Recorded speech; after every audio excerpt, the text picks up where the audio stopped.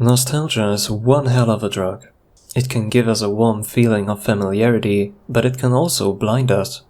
Every single one of us has these feelings for something close to them, even if this something isn't worth any other person's time. We always look forward to watching our favorite holiday movies on Christmas Eve, despite how objectively bad they are. We will also instinctively defend our favorite games should someone criticize them, despite the critique being logically sound. Nostalgia completely numbs our perception of reality and objectivity. And even though all of this sounds like I dislike the idea of nostalgia, that couldn't be further from the truth. I'm a huge fan of the Kingdom Hearts series. It's a franchise that has been growing alongside me and has always meant a lot to me. I enjoy most of its titles and have a strong connection to its story and characters. Kingdom Hearts is one of those sacred safe havens for me. Something I know I can return to whenever I don't feel all that well. At the same time, I'm not oblivious to its obvious shortcomings as a video game. The gameplay of some of the series titles is not really satisfying, and the way the story is told is at times questionable at best. Kyrie's inside me? The critic inside me is trying his hardest to see through the veil of fond memories, and sometimes it's hard to admit that a game failed in some ways. In contrast to Kingdom Hearts, I hold no feeling of nostalgia for Final Fantasy VII. I never played the original, which means it is just another game to me. As someone that is interested in game design and player experience, the least I could do is play the remake, as I had heard so much about the original. I wanted to get it right this time around. And besides, it's not every day a literal behemoth of a game like this gets remade. The question I pose is whether it can stand on its own, free from the shackles of nostalgia. If you have the chance, then please, play the story for yourself. That's why I'm not going to talk about it as much. It is something worth experiencing. However, I will mention and show certain boss fights, side quests, areas and smaller cutscenes. The game's ending is also a highly controversial topic, and because of that, it will also not be discussed here. As I already explained, I haven't played the original, but I did the research necessary to understand why some people like the new one and some don't. This critique doesn't aim to compare the remake to its source material, but rather examine it on its own. Its highs and lows, its greatest triumphs and biggest shortcomings. Ladies and gentlemen, I present to you my critique of Final Fantasy VII Remake.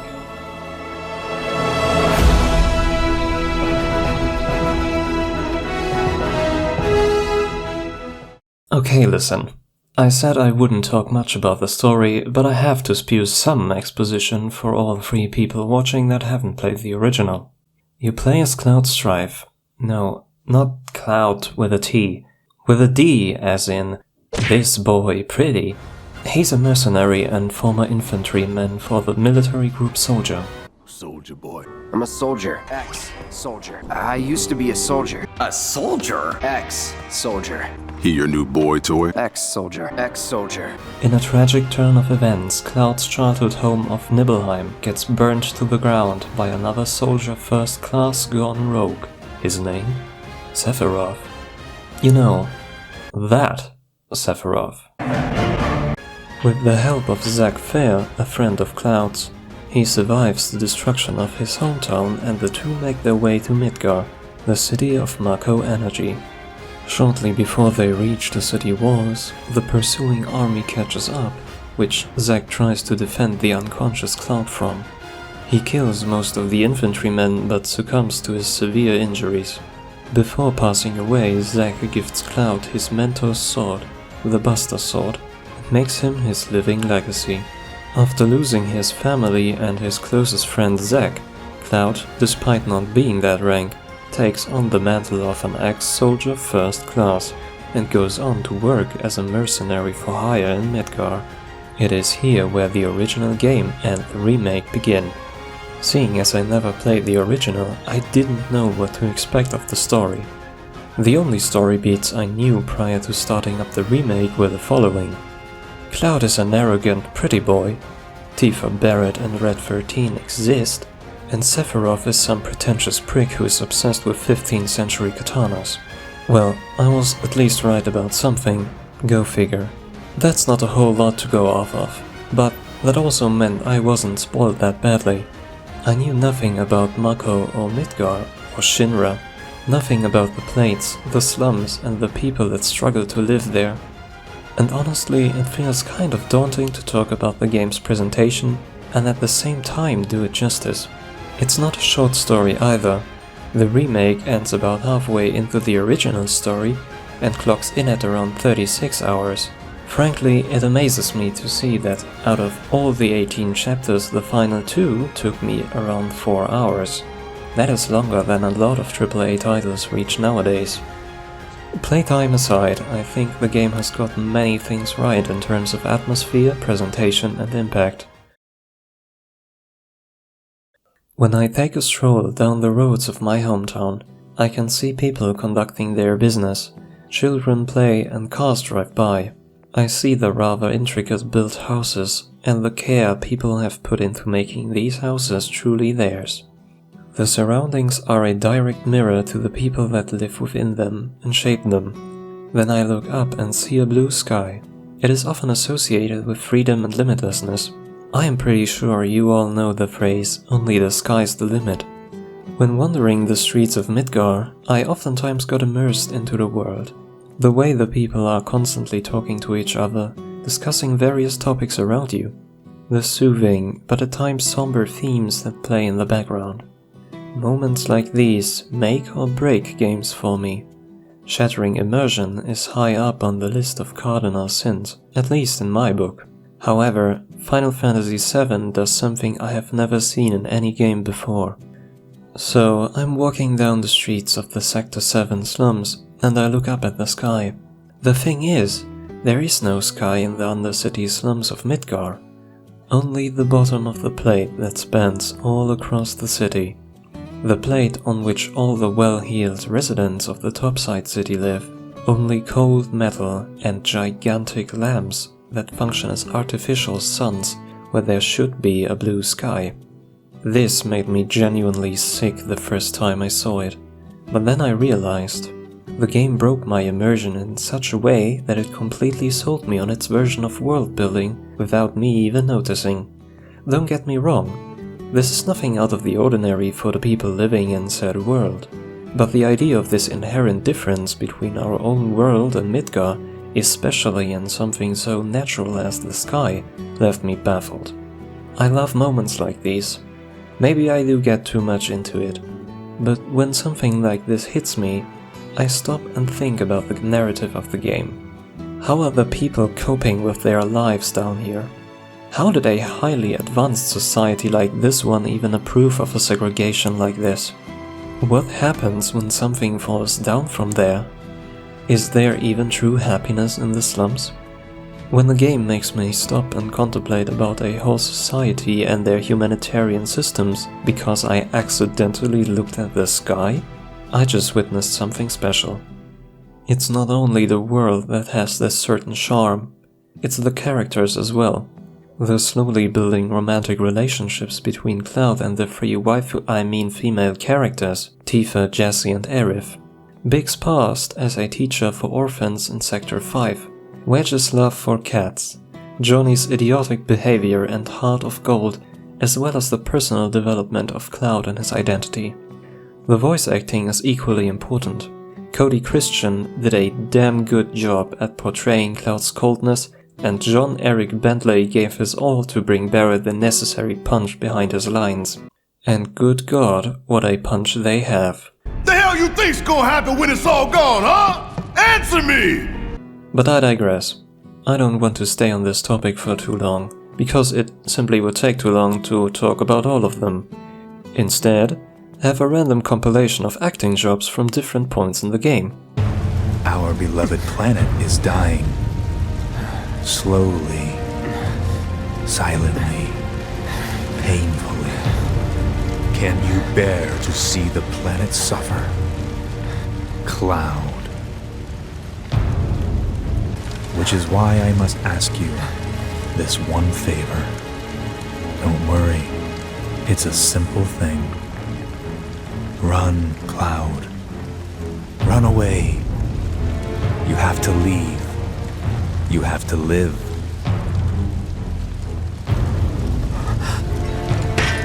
You bastard! Don't you dare try to put this on us! If anyone's going along with your plans, it's cause you brainwashed them! Their opponent, buried in the bowels of the Coliseum. An unspeakable horde, long in prison, set free tonight for your entertainment! The secret star of Don Corneo's stellar stable! Enter the Hell House!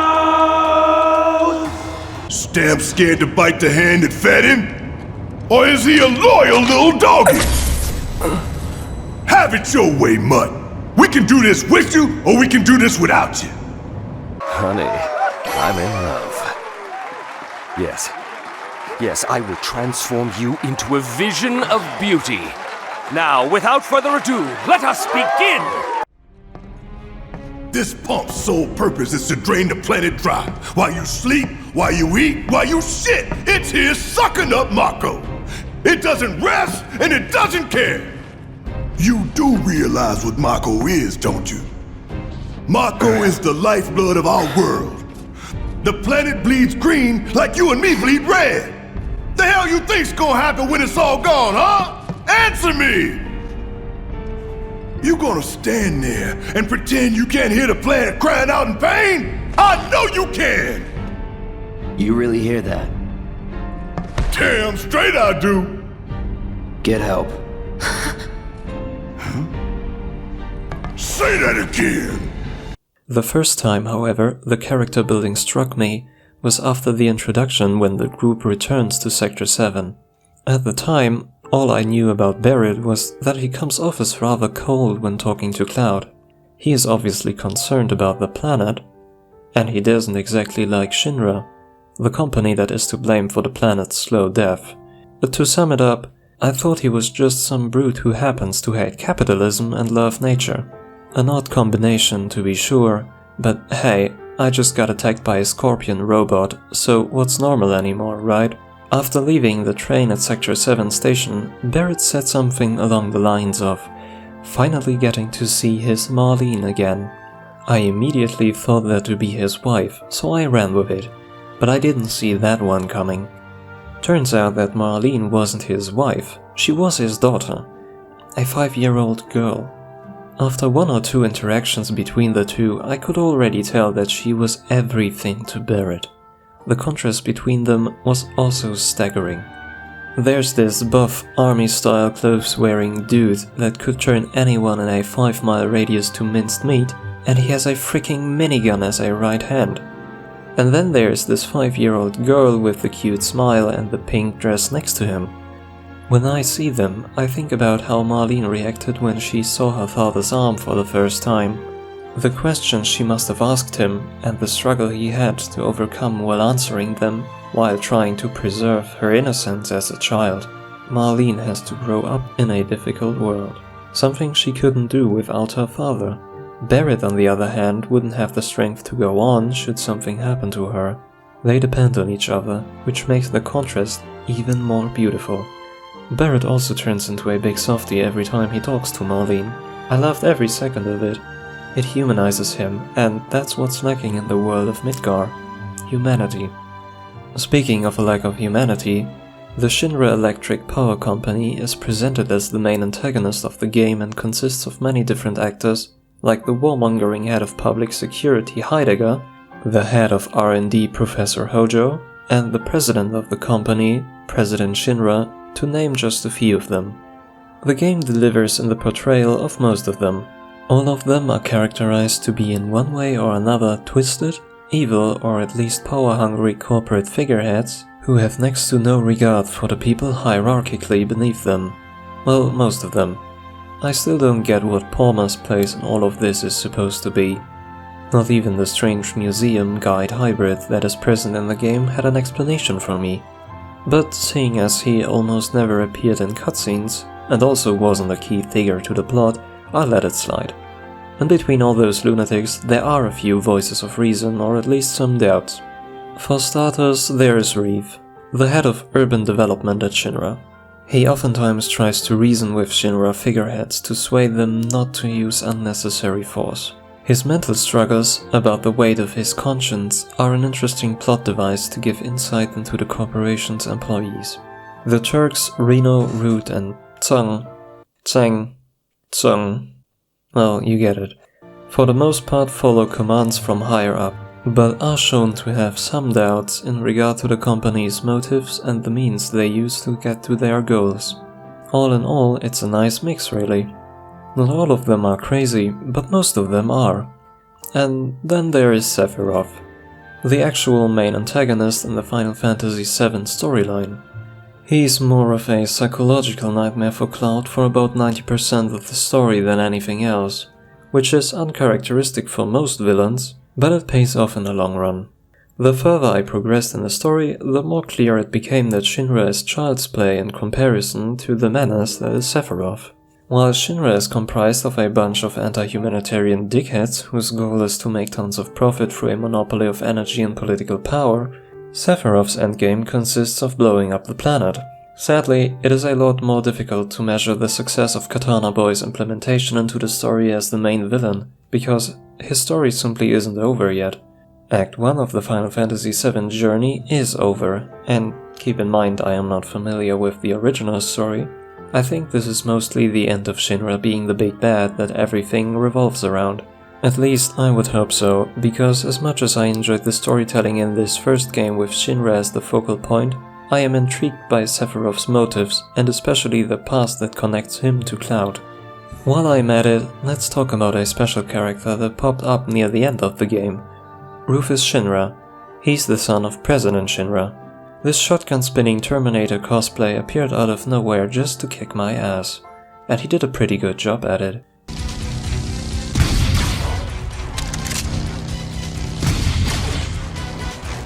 He was only ever mentioned once before his debut. I was surprised to say the least when the game tried to introduce a completely new character to me about 34 hours into the game and about 2 hours before finishing it, but honestly, it didn't bother me nearly as much as I thought it should have. I'm not entirely sure why, but there was something about the way his boss battle was presented that made no sense at all, but at the same time all the sense in the world. This fight, however, was very different from any other fight that the game had thrown at me thus far, and I think it's one of my favorites now. But we'll get to it when we get to it. You see, this is the time where it is probably helpful to talk about something called the 30-second loop. It's a general gameplay loop that is short enough to not be overly complicated, but long enough to not feel samey. The challenge behind developing a functioning 30-second loop is to trick the player into thinking they are doing something different every time they go through the loop. In reality, the loop just has to be enjoyable enough for the player to not notice the repetition. 30-second gameplay loops are mostly implemented at the foundation of gameplay mechanics, like basic combat. They are often flexible enough to fit into every in-game activity.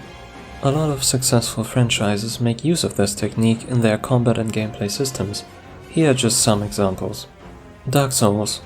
Dodge the attack and punish the enemy. Uncharted. Get to cover and shoot the enemies. Metal Gear. Scan your environment and sneak around the guards.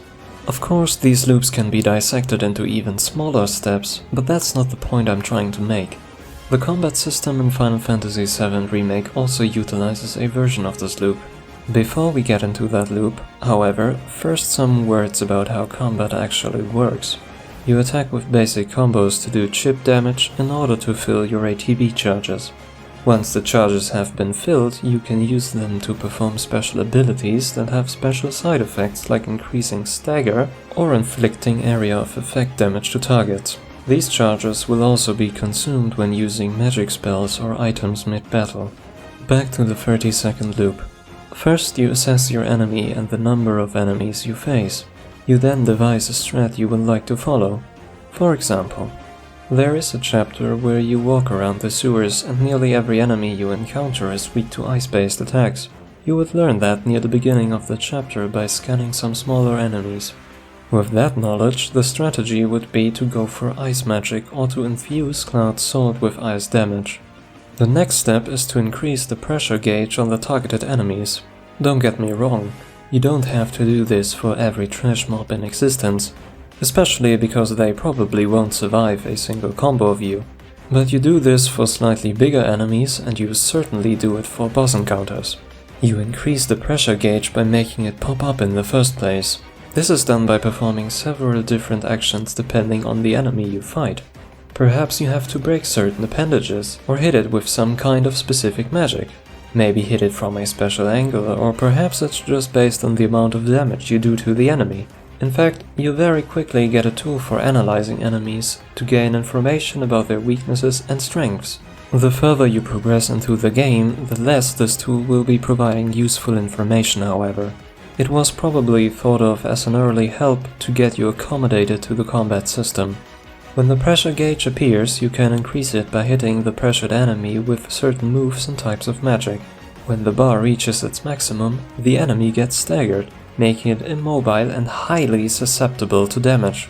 I have seen everything between a ×20 to a ×500 multiplier to incoming damage. So that is something that would be considered a damage phase. The moment the stagger bar has been depleted, it's back to the start again, and depending on how much damage has been done to the enemy, you have to change your strategy to get into that loop again. Final Fantasy VII's combat system is a generally well thought out dance that marries a moderately low skill floor with a far-reaching skill ceiling.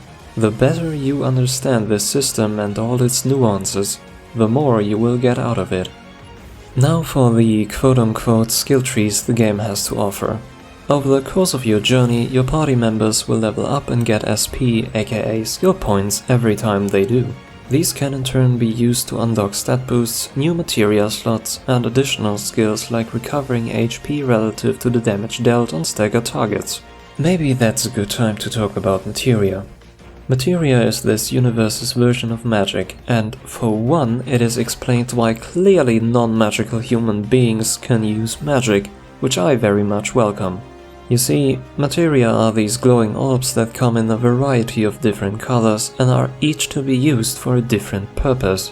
They are materia that enable the wearer to use certain kinds of ranged magic attacks, and some materia enhance the effect of other mechanics, like healing magic or items.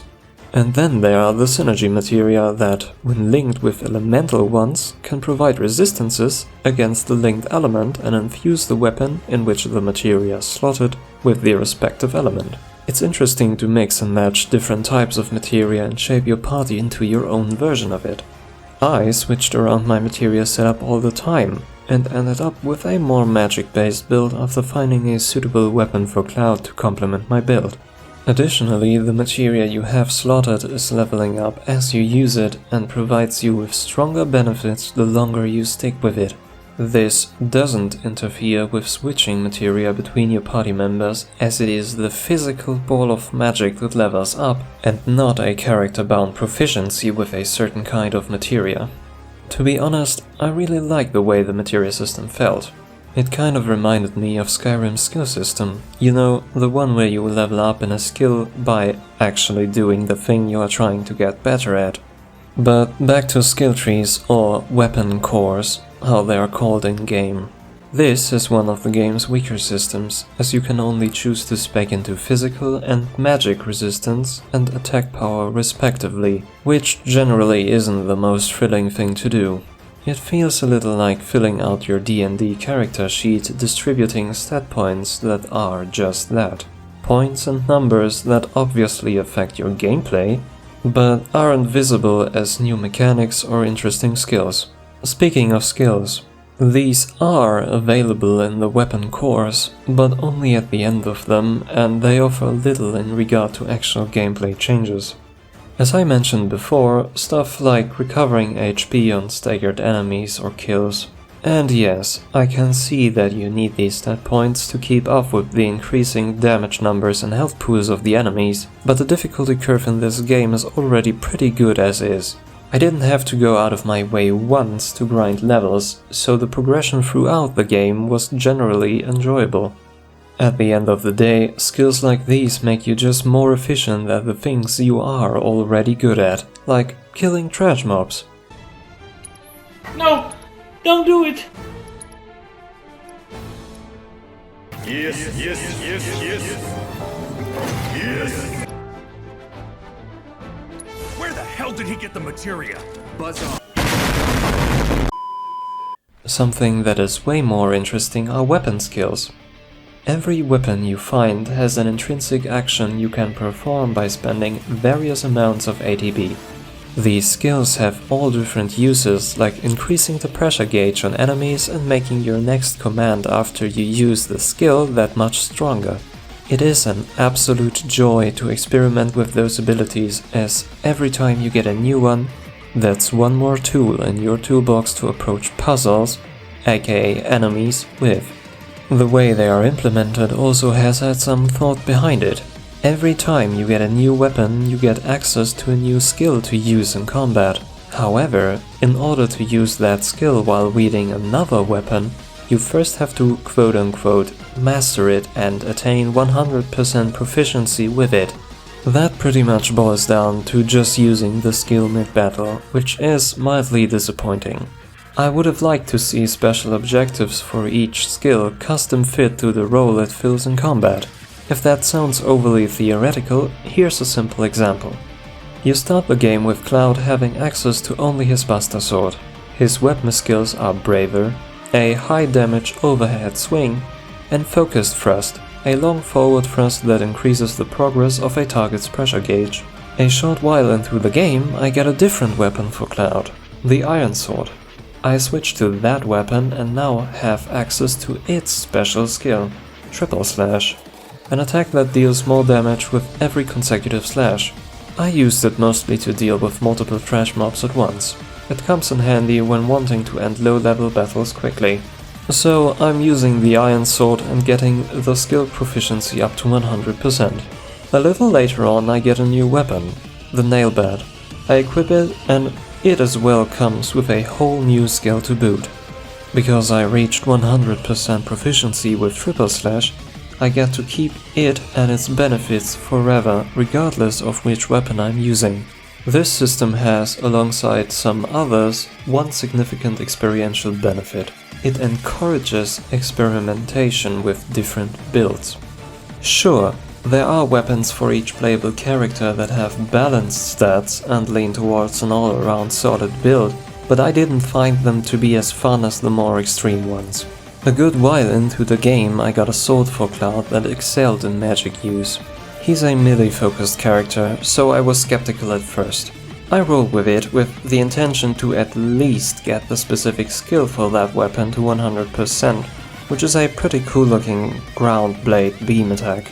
Eventually, I ended up liking this more magic-based build so much that I somehow stuck with it. That also led me to experiment with different types of materia for me and my party members. It's a surprisingly adaptable system Square Enix has developed for this game, and I'm glad they made the decisions they have made. If only the weapon core system was more interesting, but maybe I didn't catch something crucial that will become more clear upon subsequent playthroughs. Something that I'm kind of split about is the game's way of almost requiring certain kinds of magic for certain encounters. What I mean by that is that some boss battles you get thrown into have two ways of dealing with them, an effective and an annoying way. Let's get a clear example for what I mean. This is Rude. He's a boss, or rather a mini-boss, that appears at the midway point of the game. He fights mostly with his fists and later on uses some ranged attacks. You get taught pretty early in the game that you can use Cloud's stance change ability to counter melee attacks. The thing is that you can't counter most of Rude's attacks, because they have counter-breaking properties, I guess. In this case, the mechanical solution taught to you by the game doesn't work. After assessing him, I get the information that his only real weakness is Arrow, which basically means I have to have wind magic equipped to effectively deal with him. At the time, my party consisted of Cloud, who luckily had wind materia equipped, and Arif, who didn't have wind materia equipped.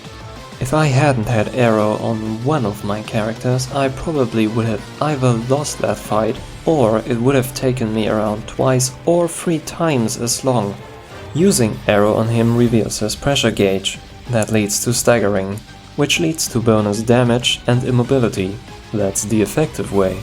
Awkwardly dancing around that pressure point of being required to use arrow may be fun for a while, but gets old after 20 odd minutes. That is exactly what would have happened if I hadn't had the right materia equipped, and that's what actually happened before I used Assess on him. The logical solution to this problem would be to allow the player to change materia on the fly, even mid-battle. You simply can't do that. You have no access to your equipment menu during battle, which is the part I mentioned I am split about. On one hand, it's a commonly used trick to get the player to plan his engagements before charging in, but in Final Fantasy VII, you cannot know what to prepare for until it's already too late. Well, with some exceptions like the sewer chapter I talked about earlier, but those were just educated guesses on my part. On the other hand, I get what Square Enix was going for when making that decision. There are skills in the game that activate on certain HP thresholds. Things like accelerated ATB gain when under 25% health. You could theoretically exploit these perks by constantly switching around gear when it is most efficient. That would be too much of a pain to actually do as a player, in my opinion. I really can't see any other explanation for this. It wouldn't break any battles. I would have appreciated to be able to go into my menu to switch at least my materia setup around to combat every given situation more adequately. Thing is, I wouldn't have been so hard on this topic, but there is such a thing like Assess materia. Would there be no way to immediately know what to use against any given enemy, experimentation would be encouraged. But when I strut into any given battle and the game instantly hits me with the roadblock of "you don't have the right materia equipped to deal with this," it can get pretty frustrating. All of that wouldn't be a problem were Assess materia not part of the game. At that point, I wouldn't be able to defend menu access mid-battle, but that's a thing, so I'll stick with it. Finally, let's talk about the remaining parts of combat. Summons and limit breaks. Summons are a special kind of materia which thankfully don't require an existing slot to be equipped, but rather have an extra slot just for them. These materia allow you, after their summon bar has filled, to essentially summon gods who fight with you over a certain period of time. You can order them to do certain moves, all of which have additional effects like area of effect damage and so on. Using these moves requires 1 or 2 ATB charges. It's a serviceable system. Even when Cloud summons Ifrit, Aerith can use her ATB charges to order moves to him, which makes for nice combo potential. The thing about summons is that you have no control whatsoever over when the bar to summon them actually appears. As far as I know, it's a game mechanic that is reserved to combat bosses, so it's nothing to constantly rely on. The fascinating thing about summons to me is how you unlock every summon past the first one, which is given to you as part of the main story. You have this weird Oculus Vive-esque VR headset and are tasked to fight your summons before unlocking them. It's a great way to convey value to the player when they have to beat an ally before they join them.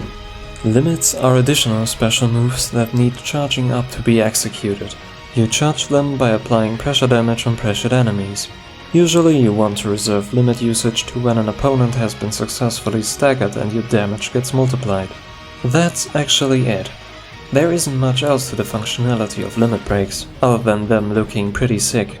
However, there are some niche uses to discover. Remember our friend Rufus? Let's go back to him. Well, not quite yet, but it's time to talk about bosses. When people talk about action-oriented games, the first thing that often comes to mind are boss encounters, and that's no coincidence either.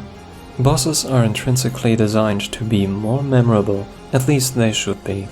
They serve as capstones to certain parts or chapters in a game. Bosses can be used as psychological pressure as well. Maybe the boss is the final encounter in a chapter, and everything in said chapter is building up to reveal a massive fight at the end. Or maybe the chapter opens up with a boss to set the pace and narrative structure for the rest of it. In terms of presentation, the remake excels at a lot of these and falls rather flat on a few others. The first time you see a boss will be the Scorpion Sentinel in the game's first chapter. At the time, fighting it sure was a novel concept with all its laser cannons and shield generators, its missiles and machine guns. However, by the end of the game, I had seen a variety of robot-esque bosses. About 9 or 10 of the major bosses are machines that are programmed to rip you to shreds, and that's not even counting the dozens of machine mini-bosses I fought. If not for the sheer creativity that got put into every one of those battles, I would have been bored to death by all those bots. Just to get on one page with you. I don't like machine-like antagonists all that much, because they rarely speak, if at all. That means they usually have no motives and thus no interesting characteristics. Some of that does ring true here. They do not, in 99% of all cases, speak. They don't have any motives, but damn do some of them have character, even if it's only because of their design. Take Hell House for an example. I know it doesn't look like a machine, but there is some kind of robot inside, so it is one alright. That thing is fought inside this huge underground coliseum. It's deemed to be the reigning champion, and when it comes out to battle you, it is just a house. When I had first seen that thing, I genuinely didn't know what to do, but it did evoke some questions inside my head. Why is this thing the Colosseum champion? What am I missing here? What am I supposed to do to hurt this? What tricks does this thing has up its sleeve? How the hell did this thing come into existence? What the fuck is this game? And I was laughing the whole way through. Well, at least until the house started jumping around the arena trying to make me part of its foundation. But that's how to introduce a machine-like boss after having the player fight around 5 of them already. It was unique in every way, and I wouldn't have asked any of these questions hadn't the design and the context be so expertly chosen. Those things are memorable, and hell, I know I won't forget that fight for a while. There are other great examples in the game where Square Enix successfully broke the flow of predictable monotony, like they did with the Airbuster fight. Or rather, the preparation for the fight. The spin they put on this one was all about shaping the inevitable boss battle into the one you would like to challenge. When making your way through the fight, you are presented with multiple choices to weaken the Airbuster. You can make it faster, but have less firepower, or more sluggish, but be a fully equipped tank. There is even an option for you to not actually interfere with any of its weapons, but rather steal some items from it to later on do it for yourself. Sure, the fight on its own was just your standard robot boss battle, but damn it felt nice to customize it beforehand. Giving the player a sense of meaningful agency really goes a long way. Despite how monotonous the basic idea of fighting a whole lot of quiet robots is, the developers almost always have some way of breaking up the pace, be it in design, mechanics, or contextual setting.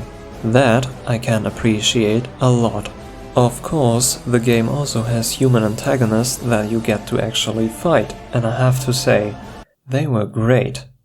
All of them had memorable personalities and fighting styles. I had a blast meeting them throughout my journey, and I honestly already miss a few of them. However, most of them had something that made them that much more memorable, something that is especially important to me. They had style.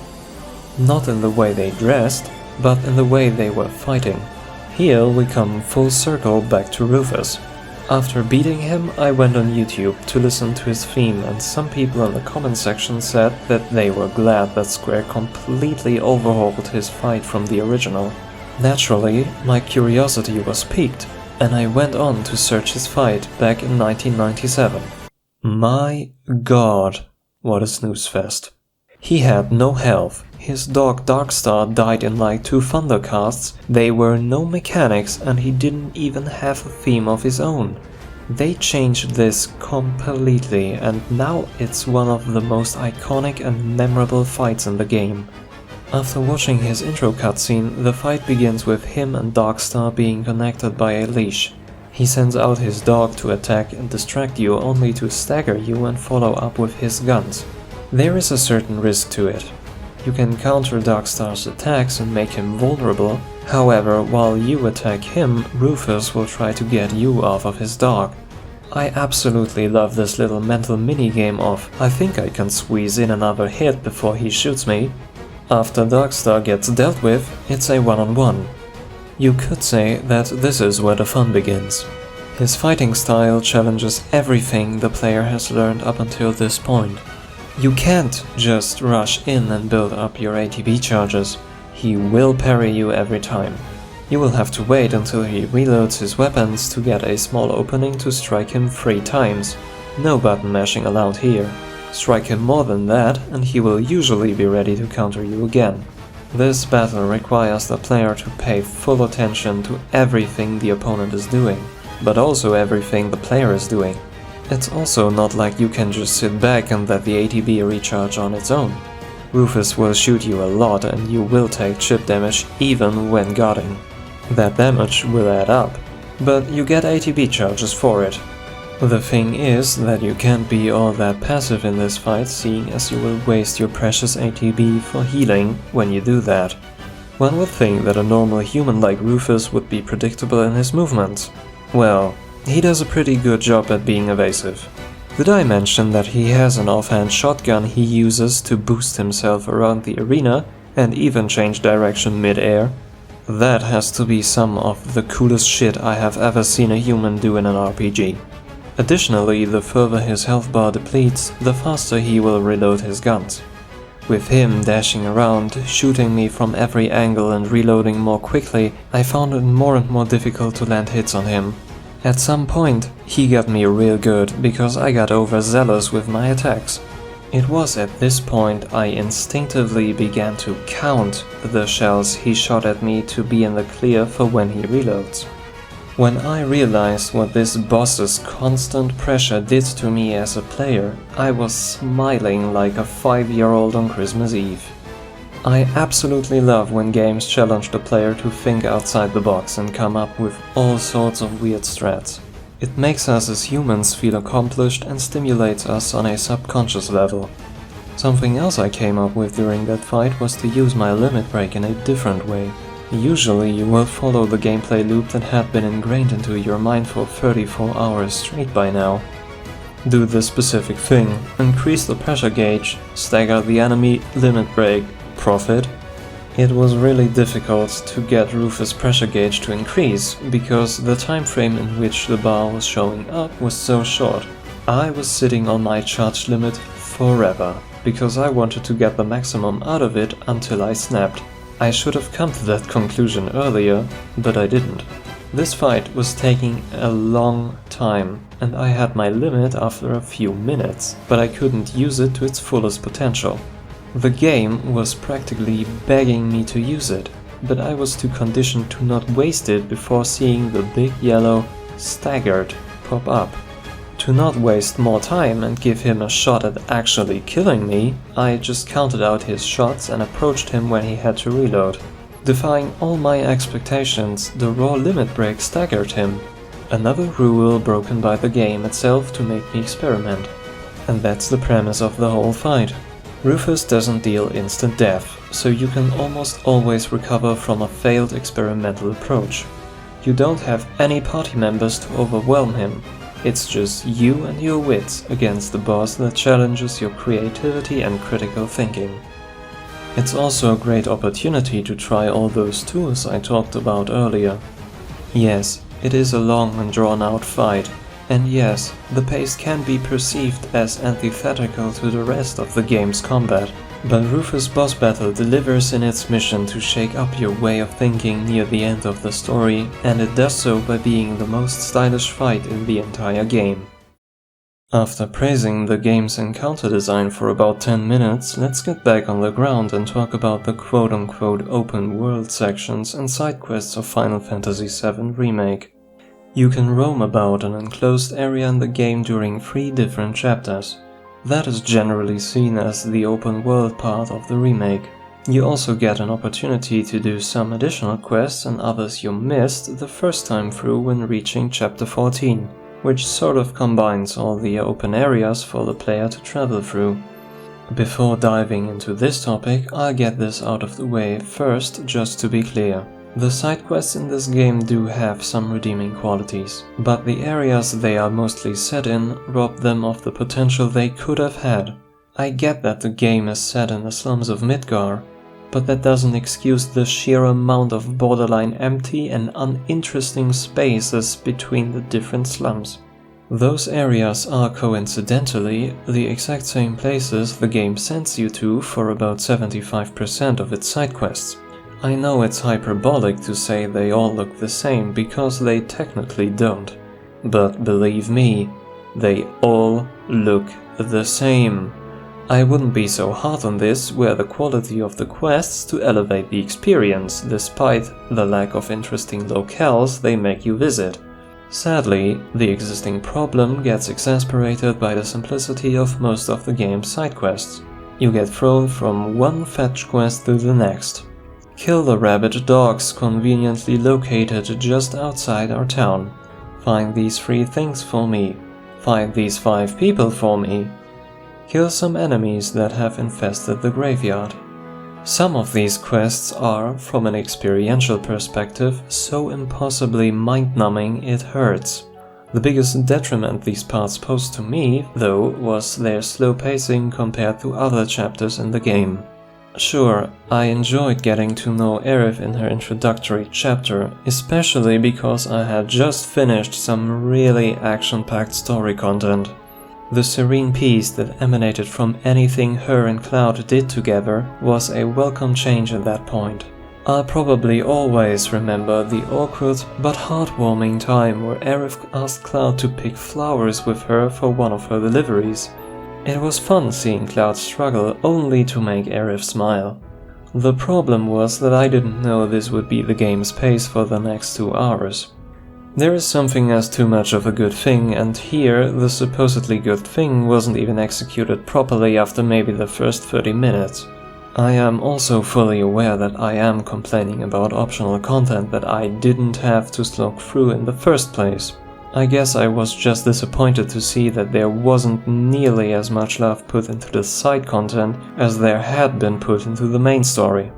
Earlier I was talking about the redeeming qualities of some of these side quests. Those generally consist of character development, funny dialogue, or special variations of gameplay, and it goes to show that quality is superior to quantity. Some of my favorite side content includes a quest in Wall Market, Midgar's amusement district. The actual task was to get back some shop owner's inspiration with the help of Johnny, but I lovingly dubbed the quest the Source Quest. Just take a look for yourself. But I tell you what, I'll consider giving it back in exchange for a favor. What you need? Something only real men can deliver. I need you to go and get me something from the vending machine at the end. You know what? You know. No, I don't think I... Wait, the sauce. The sauce? Stop saying the sauce. Anyway, good luck. All right. This particular model has secret buttons. Where? Well, I can't tell you. It's a secret. You just need to tap into your knowledge and expertise, like grab it and whip it out. And then you'll be able to see everything. I don't need to whip it out. I've done this before.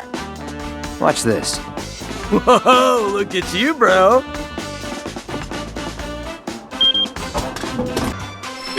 The sauce! Put it away! Put it away before someone sees you! No one can know that we have it! You're the grand prize winner! Have a special prize! Don't scare me like that! From our little trip. Oh, it's you two. It's time, bro. The sauce. Could it be? Oh, It is! The sauce! The sauce! Whoa! Never thought I'd live to see the day. It's just sauce. No big deal. Don't sell yourself short. This is only given to one who is truly a man among men. I know. As you can see, all the quest was about, gameplay-wise, was running around town speaking to various NPCs. No fighting at all. Just comic relief and getting to know the town. I understand that not every quest can be like that, but I have to say I have thoroughly enjoyed myself here. And yes, maybe the internet has ruined me, but don't pretend you didn't question this guy at all. Something only real men can deliver. There is also some hilarious stuff that the characters say you can rip out of context. There's a lot of meme potential here. How is it? It's thick. Other honorable mentions are the Whack-a-Box minigame and the squatting minigame. There was also this one scene where I could decide to take the elevator or actually run up the stairs through the 59th floor of a building. Obviously I chose the stairs. Heroic music set in as my party members followed me up there. The more floors we left behind us, the more fatigued we all got and the more demotivated the music was getting. The characters were smack-talking each other and I was just laughing my way to the top. I later found out that you can actually get extra dialogue if you go down all those stairs again and take the elevator. Genius. I haven't played a game where doing something as mundane as climbing upstairs to the 59th floor was made that entertaining for a long time. Level design usually follows one of two principles: linear design and open design. In short, I enjoyed the places where the game allowed me to stray from the path and find some items, additional dialogue, or make a decision. However, this principle of design was mostly used in areas with light exploration or certain moments in the story. Despite me enjoying these story choices, mostly because of the changes to dialogue they brought, I can't say the same for the explorable areas. I don't want to harp on this for too long, as it didn't bother me too much. But during these open world sections, most of the game's pull was lost on me. It didn't have the same charm as any of the other more linear chapters. I mentioned it before. It was extremely slow-paced, something, while being important to break up the monotony and give the player some room to breathe, didn't have to be so extensive.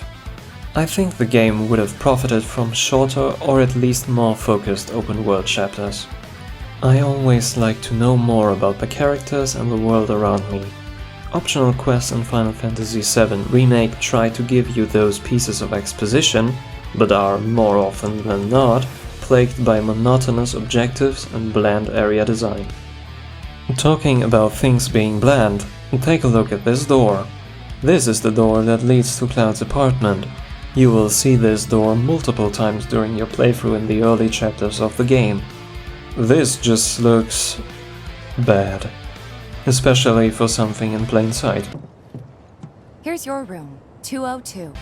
Really, Tifa? How the fuck would you know which room this is? Can you read the numbers on the door? Because I sure as shit can't.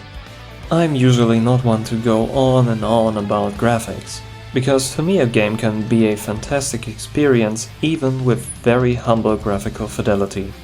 But it's not just that door either. These low-res textures appear all over the game. Sometimes they only need a little longer to load in, which results in weird immersion-breaking detail pop-in.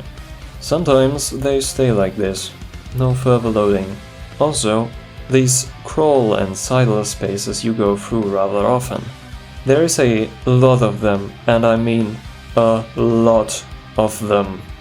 Those are just glorified loading screens and can be at times pretty annoying to pass again and again.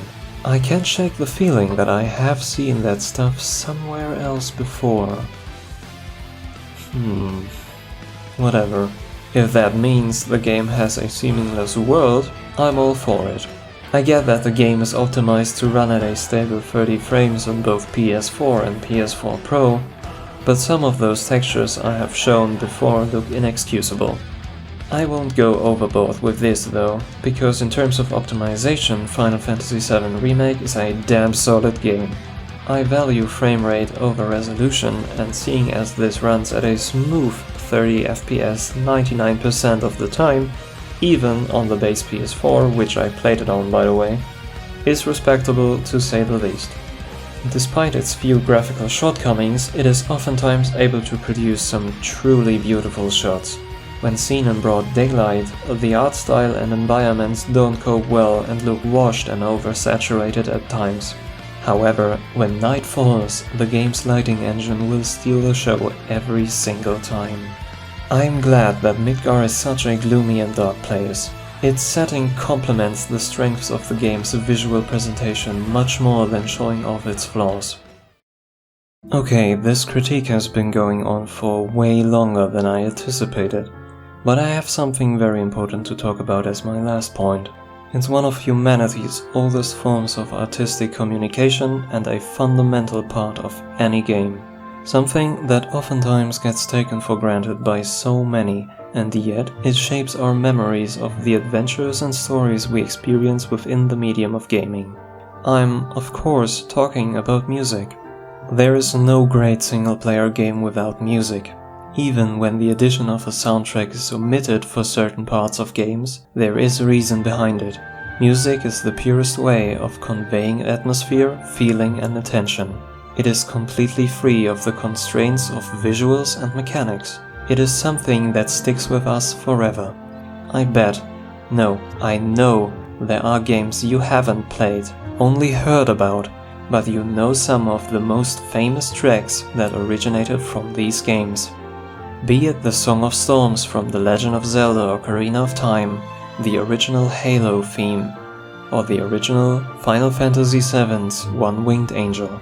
Those tracks are outstanding on their own, but if you connect these songs with experiences from your very first playthrough, they make for audio-visual memories that last a lifetime.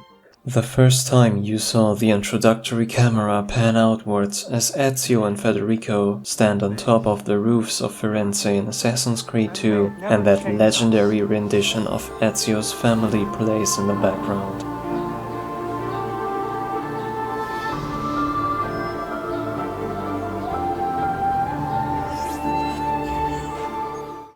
The gut-wrenchingly somber and fateful piano notes that play at the end of Dark Souls 1 during the battle with Gwyn, the Lord of Cinder, trying to fight a war that was destined to be lost from the very start. The powerful vocals every time you start up The Elder Scrolls V Skyrim, preparing you for adventures to come.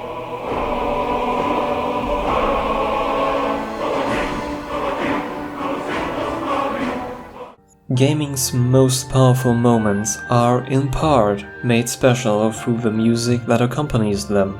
If it wasn't clear enough already, I am a huge sucker for good music. A game can be absolutely flawless in terms of mechanics, gameplay loop and story, but if the score isn't up to snuff, it will never reach the upper echelons of perfection. I am happy to say that Final Fantasy VII Remake passes this test with flying colors. All of the battle themes are absolute bangers and will be part of my music playlist forever now. They describe the atmosphere and characters they are attached to perfectly. Some of my personal favorites were the heroic epic that is the Valkyrie's theme.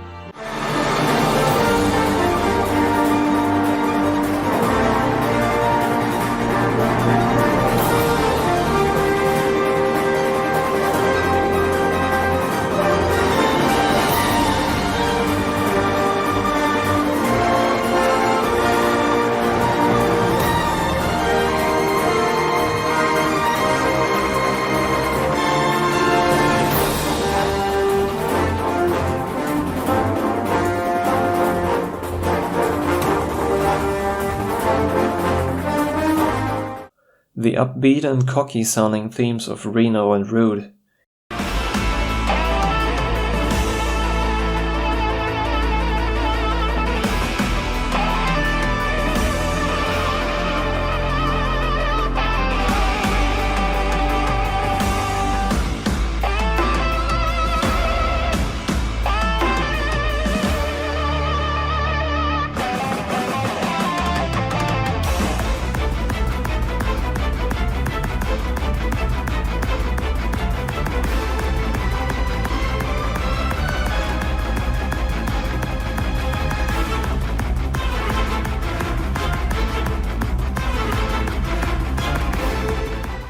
the serene sound of Arif's theme,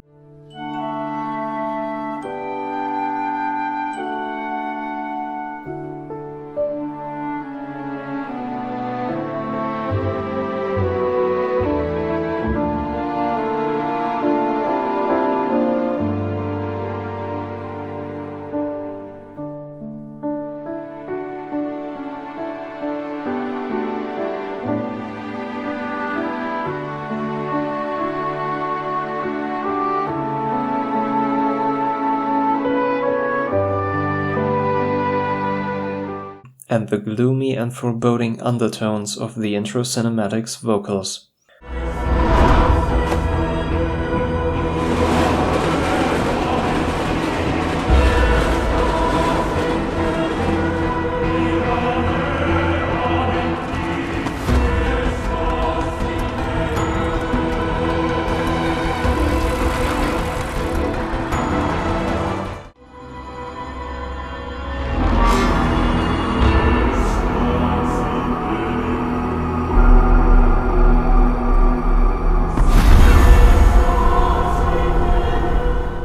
The musical score in Final Fantasy VII Remake is one of its most remarkable achievements. A perfect mix of everything you want out of a perfect score, be it upbeat and fast-paced, or emotional and soothing.